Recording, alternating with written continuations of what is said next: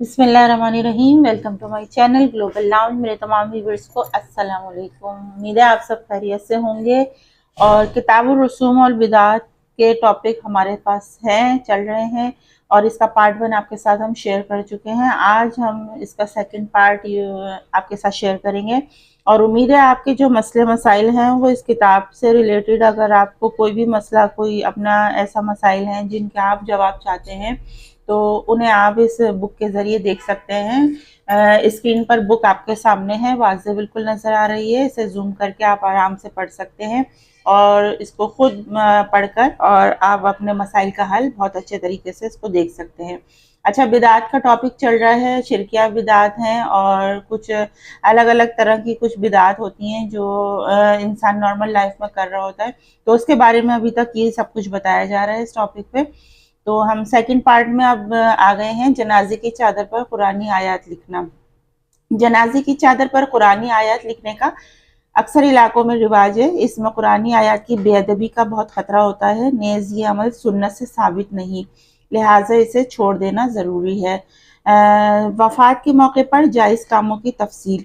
मैयत की वफ़ात पर चूँकि बहुत सारे अफ़ाल और रसूम राइज हैं, आमतौर पर लोगों को इनमें जायज़ और नाजायज़ का फ़र्क मालूम नहीं होता, इसलिए इन जायज़ कामों की तफसील लिखी जाती है जिसकी शरीयत ने इजाज़त दी है। तो यहाँ पर आपको देखिए नंबर वाइज मेंशन करे हुए हैं बुक में।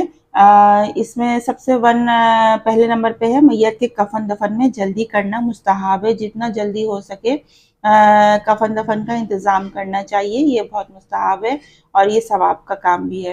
गुस्ल की जगह पर्दा करके मैयत को पर्दे में गुस्ल देना मुस्तहाब है। गुस्ल देने वाले और इसके साथ मदद वाले के अलावा दूसरे लोग मैयत को ना देखें। जितना ज़्यादा हो सके पर्दे का ख्याल रखिए और पूरे मुस्तहब तरीके से गुस्ल दें।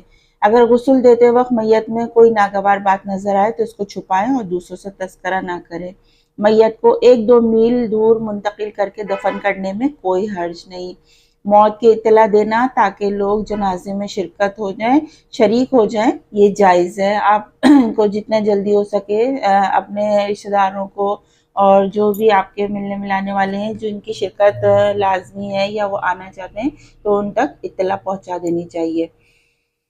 जनाजे के पीछे चलना मुस्तहाब है। मैयत के अहलो अयाल और रिश्तेदारों को तसल्ली देना और ताज़ियत करना मुस्तहाब है। मैयत के पड़ोसियों और दूर के रिश्तेदारों को चाहिए कि इसके घर वालों को वफ़ात के दिन सुबह और शाम का खाना खिलाएं, ये भी मुस्तहाब है। ज़ाहिर घर वाले उस वक्त दुख में होते हैं, तकलीफ़ में होते हैं और उनको अपना होश नहीं होता, और इस ऐसे में जो रिश्तेदार होते हैं, करीबी हों या दूर के हों, उनको चाहिए कि घर वालों के साथ पूरा सपोर्ट करें और उनके दुख में बराबर के शरीक हों। अहले मैयत 3 दिन तक अपने मकान या बैठक में ताज़ियत के लिए आने वालों के लिए बैठ जाएं, तो इसमें कोई हर्ज नहीं, लेकिन इस दौरान कोई काम शरीयत के खिलाफ ना करें। अब आ जाते हैं हम ईसाले सवाब के हेडिंग्स पर। तो मैयत को अमाल साले का सवाब पहुंचाना जायज़ है। अमल खैर चाहे हदनी हो या माली, दोनों तरह का सवाब बख्शने से मैयत को सवाब पहुंच जाता है। तो मैयत को सवाब पहुंचाने के लिए आप माली मदद करें या बदनी मदद करें, जो भी करें वो उसके लिए कार खैरी है और उसका सवाब उस तक पहुंच जाता है। ईसाले सवाब की चंद सूरतें हैं, वैसे तो काफ़ी सारी हैं लेकिन चंद यहाँ पर एक मेंशन आपको कर दी गई हैं जिनसे आपको अच्छी तरह अंदाज़ा हो जाएगा कि कौन सी सूरतें हैं। मैयत के लिए नफिल नमाज, नफिल रोज़ा, नफिल हज या उम्रा या कुरान पाक की तिलावत बख्शें तो इसका सवाब उसको पहुंचता है। अगर आप साहिब इस्तिताअत हैं और उनके लिए नफिल हज करवा सकते हैं या रोज़ा रख सकते हैं या फिर उनके लिए उम्रा करवा सकते हैं, तो इसका पूरा जो सवाब है वो उन तक पहुंचेगा। आपको तो मिलेगा ही मिलेगा, लेकिन जिनके लिए आप कर रहे हैं मरूमीन के लिए इसका सवाब। और कोशिश करें कि 2 रकात नमाज नफिल रोज़ाना अपने पढ़कर अपने, अगर आपके वालिदैन मरूमीन में से हैं, रिश्तेदार हैं, और कुल मोमिनीन कुल मोमिनात को 2 रकात नमाज नफिल रोज़ाना पढ़कर उनको बख्श दीजिए ताकि उसका सवाब उन तक पहुंचता रहे और वो इंतज़ार में होते हैं, मुंतज़िर होते हैं कि कोई उनके लिए कुछ पढ़कर भेजे, क्योंकि ज़ाहिर है मरने के बाद इंसान अपने लिए कुछ भी नहीं कर सकता है। जो उसके لواحقین میں سے جو زندہ ہیں، سلامت ہیں، تو وہ ان کے لیے کار خیر بن سکتے ہیں اور صدقہ جاریہ کے طور پر ان کے لیے ثواب کا ایک ذریعہ بن سکتے ہیں۔ خدمت خلق کا کوئی کام، مثلاً کوئی فلاحی وقف، کوئی مسجد، کوئی دینی مدرسہ بنا کر میت کے لیے ثواب کی نیت کی جائے، بہت ثواب کا کام ہے۔ جب تک رہتی دنیا تک، جب تک وہ مدرسہ مسجد رہے گی تو اس کا ثواب، جب تک اس کی ایک اینٹ بھی برقرار رہے گی، آخر تک اس کا ثواب بھی اس تک پہنچتا رہے گا۔ فقراء، مساکین ہو گئے، یتیم اور ناداروں کو کھانا، کپڑا یا نقدی دے کر میت کو ایصال ثواب کرنا، ان غریبوں کو، فقراء کو، مساکین، یتیموں کو اور جو نادار ہیں ان کو ان کے مرحومین کے نام پر کھانا دینا یا کپڑا یا نقدی ان کی ضروریات کو پورا کرنا، میت کو ایصال ثواب کرنے کا بہت بہترین طریقہ ہے۔ ایصال ثواب کو ہر وقت کیا جا سکتا ہے، اس لیے کسی خاص دن کا تعین کرنا، کسی خاص طریقے یا عملاً کو اعتقاد لازمی سمجھنا، یہ چیز درست نہیں ہے۔ آپ کے پاس پورا سال ہے، دن ہے، رات ہے، مہینے ہیں، ہفتے ہیں، جس دن آپ چاہیں ایصال ثواب کر سکتے ہیں۔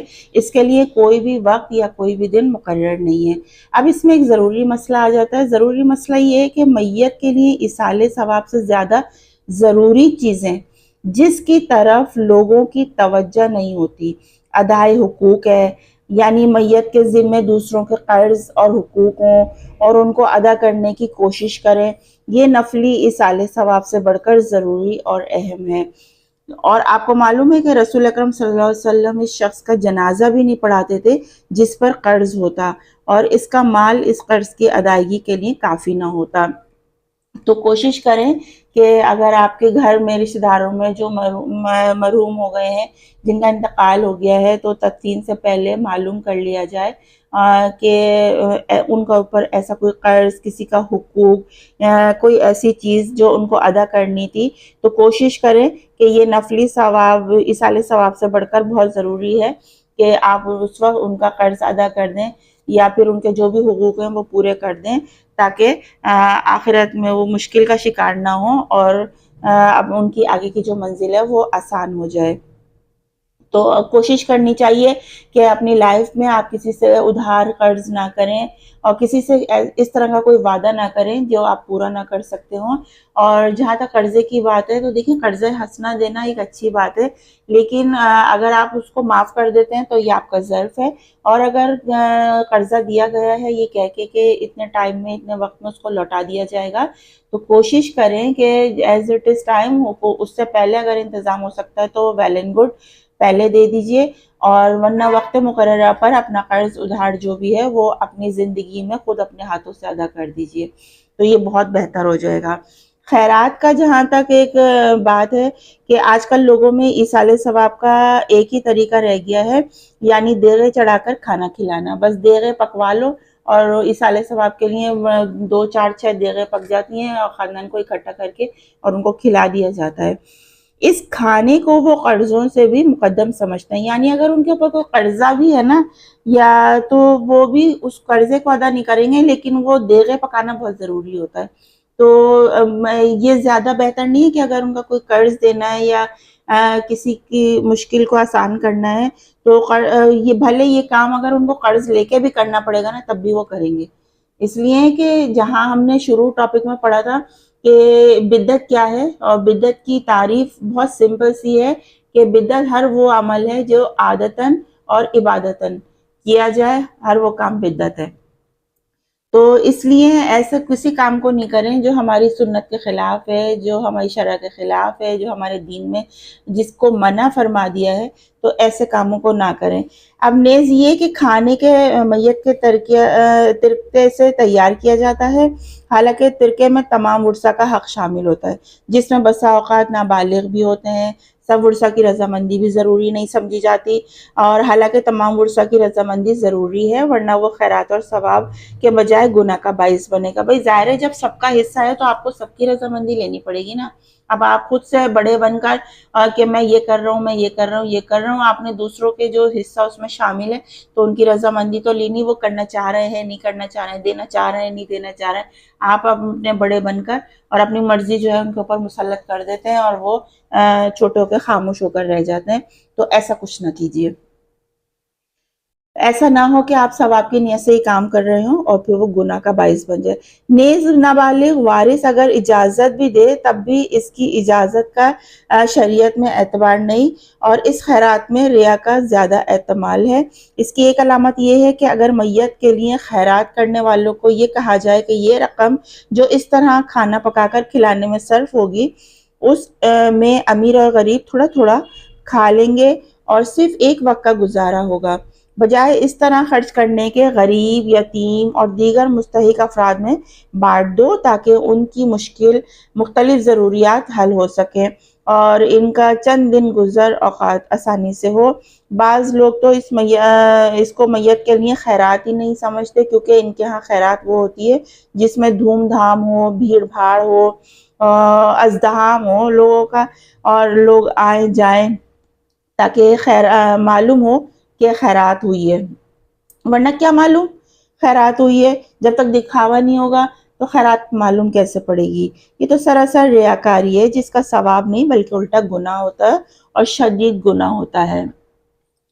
تو بالکل سمپل سی بات ہے، کتابوں کا مطالعہ کیجئے، دیکھیں کتاب پڑھنے سے آپ کی نالج میں اضافہ ہوتا ہے، اور میرا کہنا یہی ہے کہ اگر آپ اپنے دین کو جاننا اور سمجھنا چاہتے ہیں تو آپ کو خود مطالعہ کرنا چاہیے۔ تو کچھ نہ کچھ چھوٹا موٹا کتاب ضرور پڑھیں، کتابیں بالکل اتھینٹک ہونی چاہیے، اور صحیح بخاری سے جو ہے وہ آپ کو جو بھی آپ پڑھیں تو آپ پہلے بک کو دیکھ لیجئے کہ وہ بالکل صحیح ہے جس سے آپ مطالعہ کر رہے ہیں۔ ایسا تو نہیں کہ کہیں غلطی کا گمان ہو، یا پھر آج کل بہت رد و بدل ہو جاتا ہے کتابوں میں، بہت ساری چینجنگز ہو جاتی ہیں اور لوگوں کو مس گائیڈ کر دیتے ہیں۔